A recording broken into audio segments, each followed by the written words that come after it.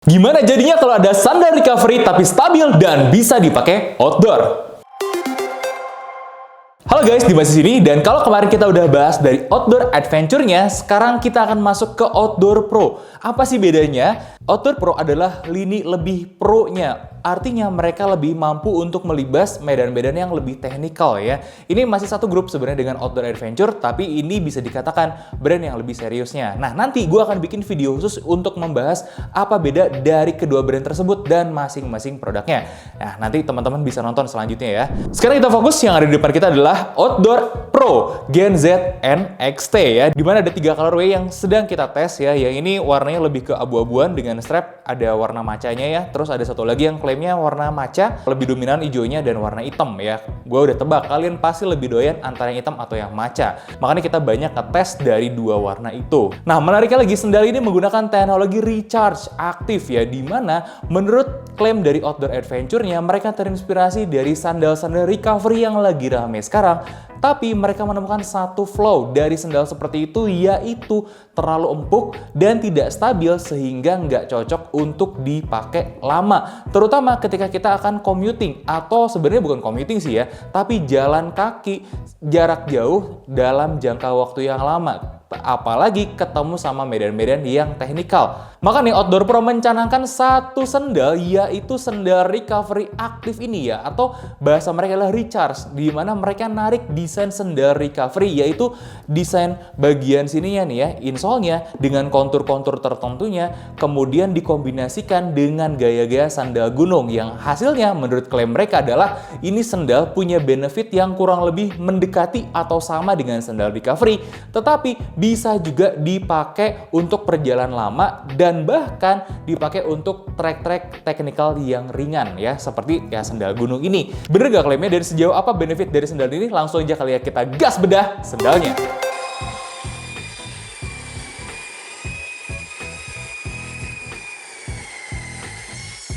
Dari dia Outdoor Pro Gen Z NXT.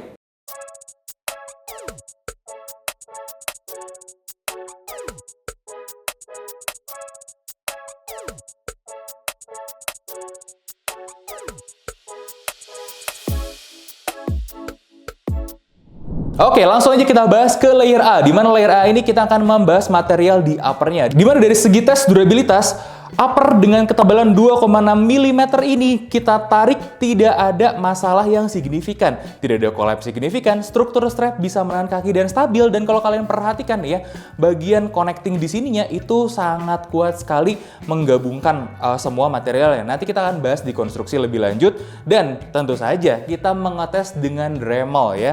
Hasilnya seperti apa? Ternyata untuk benchmarking kita dia terbilang baik ya. Makanya kita berikan nilai 8 dari 10 ya. Kita lanjut ke bagian A2, yaitu midsole material response ya, dimana kita mencoba menilai midsole-nya. Pertama dari segi durometer dulu ya, dimana cushioning feel-nya dia terbilang controlled, jadi nggak terlalu empuk tapi nggak juga keras, dia ada di tengah-tengah aja. Dengan angka yang kita dapatkan itu 20,5 HA di bagian heel-nya dan 24,5 HA di bagian bola-bola kakinya ya. Ternyata memang ada perbedaan guys. Di bagian belakang itu lebih empuk, sedangkan di bagian depan sedikit lebih keras ya.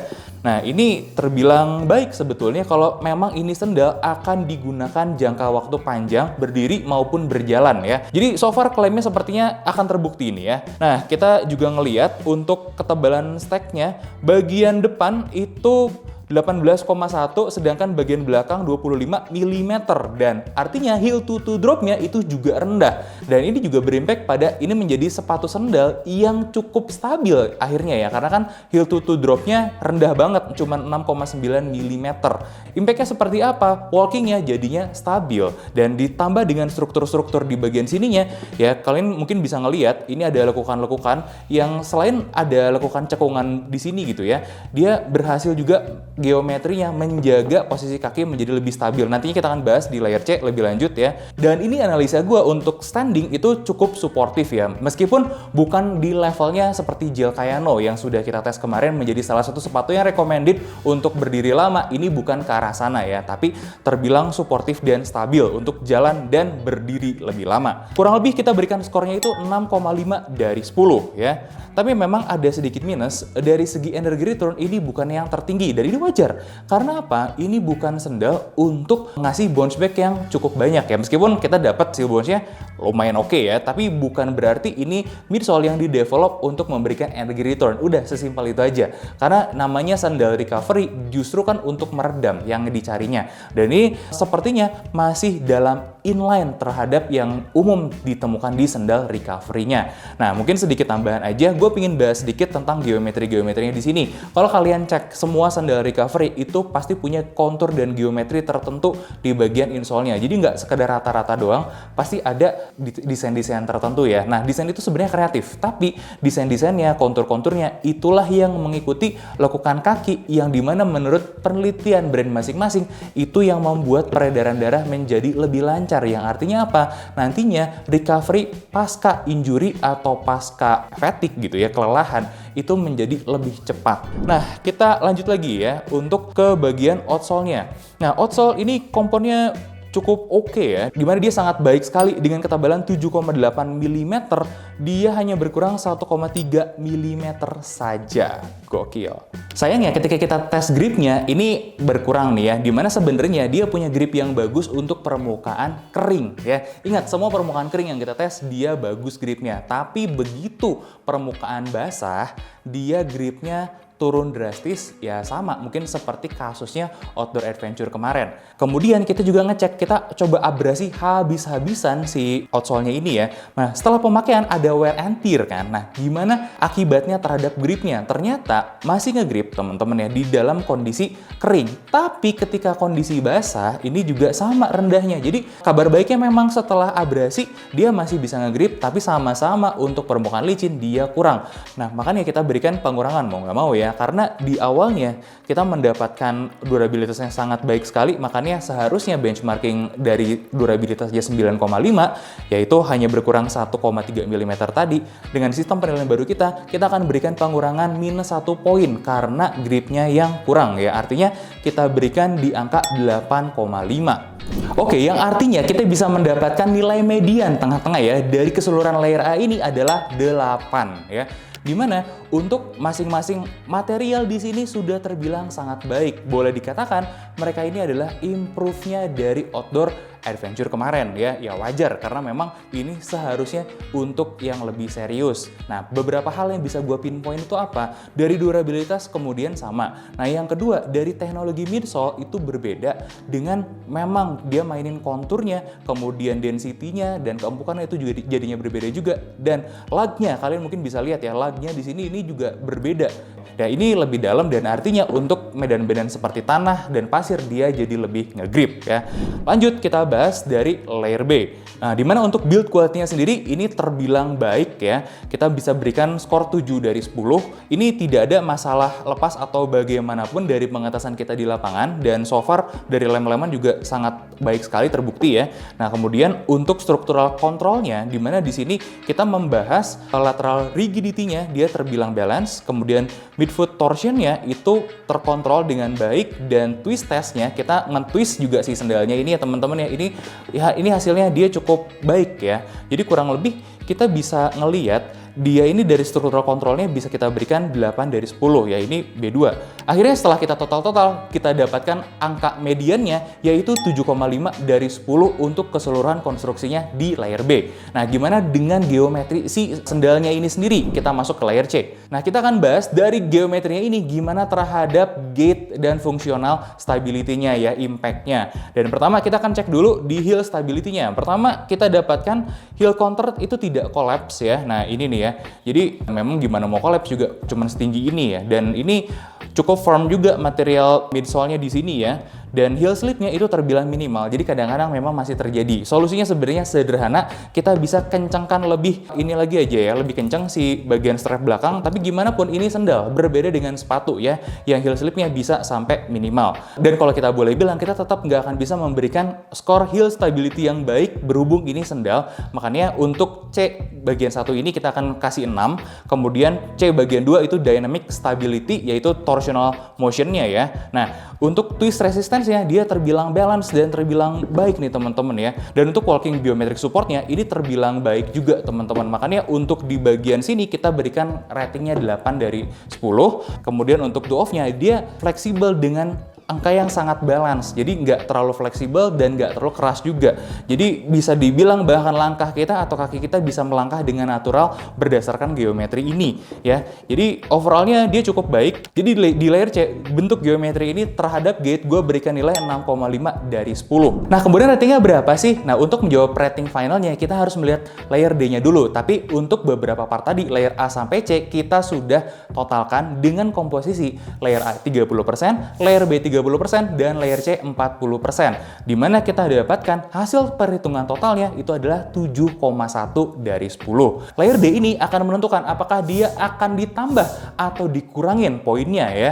Jika tidak ada interaksi apapun yang negatif, dia tidak ada pengurangan nilai. Atau jika tidak ada penambahan yang signifikan gitu ya dari experience user terhadap si geometri dan overall si sandal ini, kita juga tidak akan memberikan penilaian tambahan. Mari kita lihat analisis layer D-nya, di mana Oki yang mengetes sandal ini menemukan di mana dengan ukuran panjang kaki Oki yang 27,5 cm ya, itu setara dengan size 43-nya di sini teman-teman ya.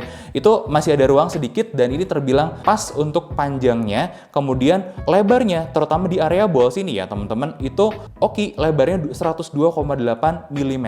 Jadi sebenarnya tidak terlalu terjepit, dan kabar baiknya karena ini model sepatu sendal ya, dia bisa lebarkan lagi cukup banyak, cukup luas ya. Jadi tidak ada masalah di sini. Kemudian ketinggian instepnya juga nggak ada masalah karena memang sendal ini ya, sendal gunung ya. Dan heel slipnya terbilang minimal meskipun harus diakuin masih ada ya. Jadi untuk fitting ini terbilang baik ya, bahkan ya baik sekali gitu ya untuk kebutuhan kakinya Oki yang sedikit agak lebih lebar, dan untuk kondisinya karena sendal gitu ya, dia bisa di-adjust sesuai dengan kebutuhan kita. Jadi gue sangat-sangat suka sekali dengan fittingnya ya untuk standar sendal. Kemudian untuk comfortnya nih ya, nah ketika Oki berdiri, sendal ini mendapatkan balance load-nya yang cukup lumayan ya, dengan berat badan Oki 72 kg. Nah kemudian ternyata dengan penggunaan berdiri lama, ada pressure atau tekanan yang dirasakan Oki di bagian depan sini nih, di bagian bawah sini setelah lama ya. Jadi ini konteksnya untuk berdiri, sedangkan untuk berjalan transisinya itu sangat smooth dan nggak ada instability ya. Jadi benar dugaan-dugaan kita di layer-layer sebelumnya, ini adalah sandal yang stabil untuk berjalan lama, terutama kalau memang masih ada sedikit heel slip, tinggal dikencangin di bagian belakang. Ternyata Oki juga mendapatkan sedikit fatigue atau sedikit kelelahan ya untuk standar sandal yang seperti ini ya. Karena apa? Ini bukan sandal yang terlalu keras juga, masih ada keempukan di bagian midsole-nya sini. Jadi ternyata ini ketika kalian pakai overuse juga terlalu lama, tetap akan ada kelelahannya. Tapi gue bisa katakan dia jauh lebih baik ketimbang penggunaan sandal-sandal pylon untuk recovery biasanya. Jadi ya so far masih bisa diterima ya. Nah kemudian Oki yang baru selesai Gelato juga menemukan kalau klaim recovery-nya tidak terlalu dirasakan oleh beliau. Karena ya dari segi kontur-kontur gini tidak membuat kakinya terasa lebih nyaman. Cuman satu hal yang ditemukan betul-betul itu adalah untuk penggunaan jangka panjang, jalan lebih jauh, ini jelas lebih baik ketimbang banyak sandal recovery yang ada di umumnya ya. Yang memang kebanyakan sandal recovery itu justru tidak dirancang untuk kalian jalan jauh, untuk kalian berdiri lama, bener-bener untuk momen-momen tertentu aja. Habis workout misalnya sambil ngopi-ngopi cantik, sambil santai-santai atau jalan ke podium, hanya seperti itu aja ya, dan ini sudah menjadi lebih baik lagi. Nah bahkan ketika kita teliti lebih lanjut lagi nih ya, karena lagnya lebih dalam ini, dia bisa melibas banyak trek-trek yang agak teknikal. Tapi harus diakuin ini juga bukan sandal outdoor serius ya, karena ya memang gripnya terbilang minimal. Jadi kesimpulan gue itu adalah misalkan kalian mau mudik besok, kemudian kalian lari gitu ya pagi-pagi, dan larinya long run, jarak jauh, di atas 20 km, misalkan seperti itu, atau bahkan 42 km dan kalian capek, tapi siangnya masih harus bersalam-salaman ke rumah saudara gitu ya, berkunjung dengan jalan kaki. Nah, kaki kalian yang capek itu cocok ketemu dengan sendal ini. Karena apa? Satu, dia sendal mudah gitu untuk lepas pasang ketika berkunjung ke rumah saudara. Dan kalau case-nya rumah saudara kalian itu banyak ketemu di medan-medan tanah gitu ya, atau mungkin medan-medan yang sedikit teknikal, ini bisa mensupport kaki kalian dengan baik sambil menjaga kaki kalian yang sedang fatigue atau sedang capek itu menjadi cukup nyaman gitu ya. Nah, kurang lebih benefitnya seperti itu. Tapi kalau memang diklaim ini sebagai sandal recovery yang setara gitu dengan kebanyakan sandal recovery yang lain, gue belum setuju. Sedangkan kalau diklaim sandal ini adalah sandal dengan fungsi seperti recovery yang bisa berjalan lebih jauh dari sandal recovery yang lainnya, di situ gue sangat setuju. Ya, makanya di sini gue memutuskan tidak ada pengurangan nilai sama sekali, begitupun tidak ada penambahan nilai sama sekali. Jadi kita berikan rating finalnya 7,1 dari 10 ya.